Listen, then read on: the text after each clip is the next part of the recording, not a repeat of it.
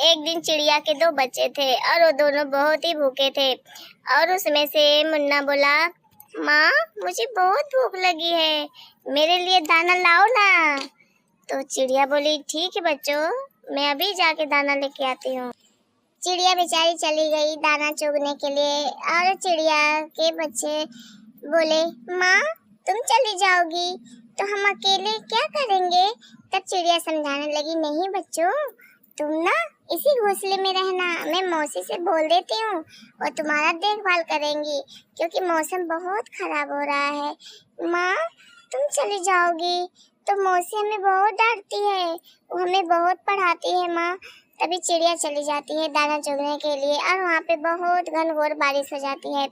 बारिश में बेचारी एक जगह शिला पर बैठकर भीगने लगती है और उसे कुछ समझ में नहीं आता कि वह क्या करे। और भीगते भीगते फिर सोचती है, मेरे बच्चे वहाँ पे बहुत ही भूखे होंगे और रो रहे होंगे। तभी बारिश पड़ने के बाद कुछ गेहूं के बलिया उसे दिखती है और वह चुगने लगती है, कुछ मुंह में, कुछ पंख में, कुछ इधर उधर दबाए बेचारी चुगने लगती है। कुछ अपना पेट भी भरती है, कुछ अपने बच्चों के लिए भी।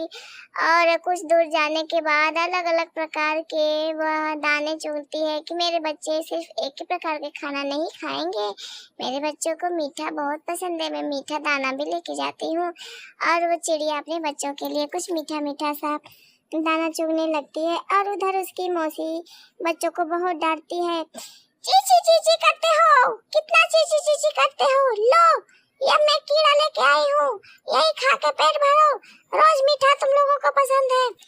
और वो दोनों बच्चे बहुत ही चिल्लाने लगते हैं कि हमारी माँ कहाँ है, हमारी माँ को बुलाओ ना मासी, तुम बहुत हमें डांटती हो। तभी मासी बोलती है, मैं तुम्हें डांटती हूँ, अच्छा ही तो करती हूँ, तुम बहुत बदमाश हो गए हो, चलो मैं तुम्हें उड़ना सिखाती हूँ, तुम्हारी माँ तुम्हारे लिए कितना खाना लेके आएगी, अभी मैं तुम्हें उड़ना सिखाती हूँ, चुपचाप बैठकर खाते रहो और सुनते रहो, पहले पंख फैलाना है फिर उड़ जाना है।